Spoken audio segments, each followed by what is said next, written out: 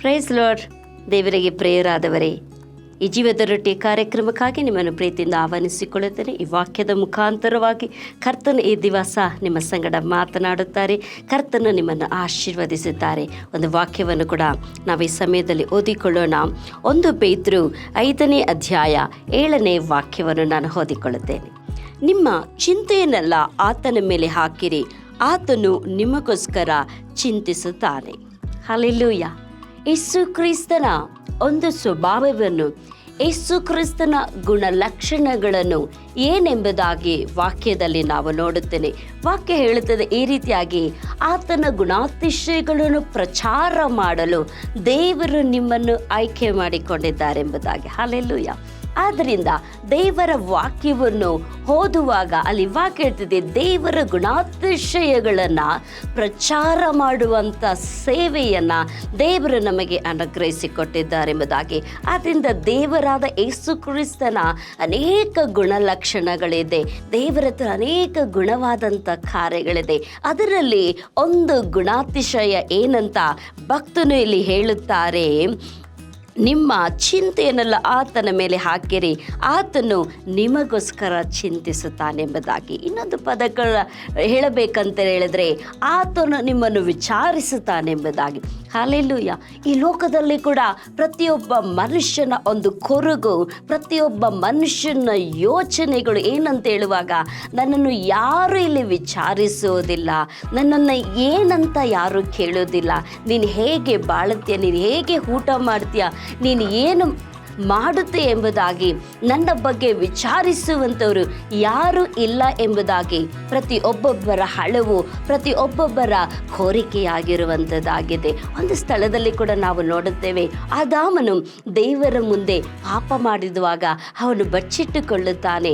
ದೇವರು ಅವನನ್ನು ವಿಚಾರಿಸುತ್ತಾನೆ, ಹೇಗೆ ಆದಾಮನೇ ನೀನು ಎಲ್ಲಿದ್ದೆ ಎಂಬುದಾಗಿ ವಿಚಾರಿಸುತ್ತಾ, ನೀನು ಯಾಕೆ ಅವತ್ತುಕೊಂಡಿದ್ದೆ, ನೀನು ಯಾಕೆ ನನ್ನಿಂದ ನಿನ್ನನ್ನು ಮುಚ್ಚುಮರೆ ಮಾಚಿಕೊಂಡಿದ್ದೆ ಎಂಬುದಾಗಿ ದೇವರು ಆದಾಮನನ್ನು ಕುರಿತು ವಿಚಾರಿಸುತ್ತಾರೆ.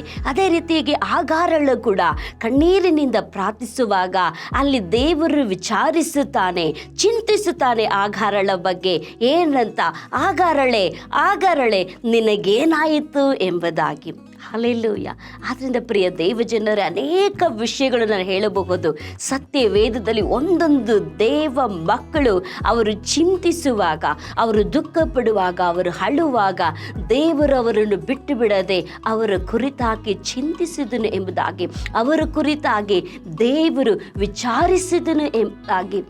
ಆದ್ದರಿಂದ ಈ ದಿನದಲ್ಲಿ ಕೂಡ ಈ ದೇವರ ವಾಕ್ಯವನ್ನು ಕೇಳುತ್ತಿರುವಂಥ ನಿಮ್ಮನ್ನು ಕೂಡ ಸ್ವಾಮಿ ಹೇಳುತ್ತಾರೆ, ನೀನು ಯಾಕೆ ಚಿಂತಿಸುತ್ತಿ, ನನ್ನ ಮೇಲೆ ನಿನ್ನ ಚಿಂತೆಯನ್ನು ಹಾಕುವಂತ ನಿನ್ನ ಕುರಿತು ವಿಚಾರಿಸುವಂಥ ದೇವರು, ನಿನ್ನ ಕುಟುಂಬವನ್ನು ಕುರಿತು ವಿಚಾರಿಸುವಂಥ ದೇವರು, ನಿನ್ನ ಕೆಲಸ, ನಿಮ್ಮ ವಿದ್ಯೆ ಅಭ್ಯಾಸ, ನಿಮ್ಮ ವ್ಯಾಪಾರ, ನಿಮ್ಮ ಈ ಭೂಲೋಕದ ಯಾತ್ರೆಯ ಚಿಂತೆಯನ್ನು ಯೆಹೋವನ ಮೇಲೆ ಹಾಕಿಬಿಡು ಎಂಬುದಾಗಿ ದೇವರ ವಾಕ್ಯ ಹೇಳುತ್ತದೆ. ಆದ್ದರಿಂದ ದೇವರು ನಿಮ್ಮನ್ನು ವಿಚಾರಿಸುವುದರಿಂದ, ದೇವರು ನಿಮ್ಮ ಕುರಿತು ಚಿಂತಿಸಿರುವುದರಿಂದ ನಿಮ್ಮ ಚಿಂತ ಭಾರವನ್ನಲ್ಲ ದೇವರ ಮೇಲೆ ಧೈರ್ಯವನ್ನು ಹಾಕಿ. ವಾಕ್ಯ ಕೂಡ ಹೇಳುತ್ತದೆ, ಅನೇಕರು ಹೇಳ್ತಾರೆ ಎಲ್ಲ ಭಾರವನ್ನು ದೇವರ ಮೇಲೆ ಹಾಕಿರಿ ಎಂಬುದಾಗಿ. ಅದರಿಂದ ಇನ್ನೊಂದು ವಾಕ್ಯ ಕೂಡ ಹೇಳ್ತದೆ, ಆತನು ಅನುದಿನವೂ ನಮ್ಮ ಭಾರವನ್ನು ಹೊರುವ ಕರ್ತನೆ ಎಂಬುದಾಗಿ. ಆದ್ದರಿಂದ ಪ್ರಿಯ ದೇವ ಜನರೇ, ನಿಮ್ಮ ಚಿಂತನೆಗಳು ಏನು, ನಿಮ್ಮ ಯೋಚನೆಗಳು ಏನು, ನಿಮ್ಮ ಕಾರ್ಯಗಳು ಏನು, ಈ ದಿವಸದಲ್ಲಿ ಕೂಡ ಆತನ ಮೇಲೆ ಹಾಕಿರಿ. ದೇವರು ನಿಮ್ಮನ್ನು ವಿಚಾರಿಸುತ್ತಾರೆ, ನಿಮ್ಮ ಕುರಿತು ಚಿಂತಿಸುತ್ತಾರೆ, ನಿಮಗೆ ಏನು ಅಗತ್ಯ ಎಂಬುದಾಗಿ ಎಲ್ಲವನ್ನು ಕೂಡ ದೇವರು ಪೂರೈಸುವುದಕ್ಕೆ ಶಕ್ತನಾಗಿದ್ದಾರೆ. ದೇವರು ನಿಮ್ಮನ್ನು ಆಶೀರ್ವದಿಸಿ. ಸಮಯದಿಂದ ನಾನು ನಿಮಗಾಗಿ ಪ್ರಾರ್ಥಿಸಿಕೊಳ್ಳುತ್ತೇನೆ, ದೇವರು ನಿಮ್ಮ ಜೀವಿತದಲ್ಲಿ ಒಂದು ಅದ್ಭುತ ಕಾರ್ಯವನ್ನು ಮಾಡಲಿ ಎಂಬುದಾಗಿ ಈ ಸಮಯದಲ್ಲಿ ನಾನು ನಿಮಗಾಗಿ ಪ್ರಾರ್ಥಿಸಿಕೊಳ್ಳುತ್ತೇನೆ. ಪ್ರಿಯ ಪರಲೋಕದ ತಂದೆಯಾದ ದೇವರೇ, ಈ ಸಮಯದಲ್ಲಿ ಕೂಡ ಕರ್ತನೆ, ಈ ಸಂದೇಶವನ್ನು ವೀಕ್ಷಿಸುತ್ತಿರುವಂಥ ಪ್ರತಿಯೊಂದು ಕುಟುಂಬಗಳಿಗಾಗಿ ನಾನು ಪ್ರಾರ್ಥಿಸಿಕೊಳ್ಳುತ್ತೇನೆ. ಪ್ರತಿಯೊಂದು ದೇವ ಜನರಿಗಾಗಿ, ದೇವ ಸೇವಕರಿಗಾಗಿ, ದೇವ ಪ್ರಜೆಗಾಗಿ ನಾನು ಪ್ರಾರ್ಥಿಸಿಕೊಳ್ಳುತ್ತೇನೆ. ಇಂದು ಮನುಷ್ಯರ ಜೀವಿತದಲ್ಲಿ ನನ್ನನ್ನು ಯಾರು ವಿಚಾರಿಸುವವರಿಲ್ಲ, ನನ್ನನ್ನು ಕುರಿತು ಚಿಂತಿಸುವವರು ಯಾರಿಲ್ಲ, ನನ್ನ ಅಗತ್ಯ ಒಬ್ಬರಿಗೂ ಬೇಕಾಗಿಲ್ಲ ಎಂಬುದಾಗಿ ಕೊರಗುವಂಥ ಒಂದೊಂದು ಹೃದಯಕ್ಕಾಗಿ, ಒಂದೊಂದು ಮನಸ್ಸಿಗಾಗಿ, ಒಂದೊಂದು ವ್ಯಕ್ತಿಗಳಿಗಾಗಿ ಪ್ರಾರ್ಥಿಸಿಕೊಳ್ಳುತ್ತೇನೆ. ಯೇಸುವಿನ ಯೇಸುವಿನ ನಾಮದಲ್ಲಿ ತಂದೆ ಆದ ದೇವರೇ, ಅವರ ಚಿಂತೆಗಳೆಲ್ಲ ನೀಗಿ ಹೋಗಲಿ, ಅವರ ದುಃಖಗಳೆಲ್ಲ ನೀಗಿ ಹೋಗಲಿ, ಅವರ ಕಣ್ಣೀರುಗಳು, ಸಂಕಷ್ಟಗಳು, ಸಾಲಗಳು, ಸಮಸ್ಯೆಗಳು, ವ್ಯಾಧಿಗಳಿಂದ ಎಲ್ಲದರಿಂದಲೂ ಸ್ವಾಮಿ ಯೇಸುವಿನ ನಾಮದಲ್ಲಿ ಇಂದು ಸ್ವಸ್ಥತೆಯನ್ನು, ಬಿಡುಗಡೆಯನ್ನು, ಆರೋಗ್ಯವನ್ನು, ಅವರ ಚಿಂತ ಭಾರಗಳೆಲ್ಲ ನೀಗಿ ಸಮಾಧಾನವನ್ನು ಅನುಗ್ರಹಿಸಿಕೊಡಬೇಕೆಂಬುದಾಗಿ ನಿನ್ನ ದಾಸಳಾದಂಥ ನಾನು ಪ್ರಾರ್ಥಿಸಿಕೊಳ್ಳುತ್ತೇನೆ. ಸಹಾಯ ಮಾಡು, ಬಿಡುಗಡೆ ಉಂಟು ಮಾಡು, ಯೇಸುವಿನ ನಾಮದಲ್ಲಿ ತಂದೆ ಆದ ದೇವರೇ, ಆಮೇಲೆ. ಸಂತೋಷವಾಗಿರಿ. ದೇವರು ನಿಶ್ಚಯವಾಗಿ ನಿಮ್ಮ ಚಿಂತ ಭಾರಗಳನ್ನೆಲ್ಲ ನೀಗಿಸಿ ನಿಮ್ಮನ್ನು ವಿಚಾರಿಸುತ್ತಾರೆ, ನಿಮಗಾಗಿ ಚಿಂತಿಸುತ್ತಾರೆ. ಅಂಥ ದೇವರನ್ನು ನಾವು ಆದುಕೊಂಡಿದ್ದೇವೆ. ಅದಕ್ಕಾಗಿ ದೇವರ ನಾಮಕ್ಕೆ ಸ್ತೋತ್ರ ಉಂಟಾಗಲಿ. ದೇವರು ನಿಮ್ಮನ್ನು ಆಶೀರ್ವದಿಸಲಿ. ಆಮೇಲೆ.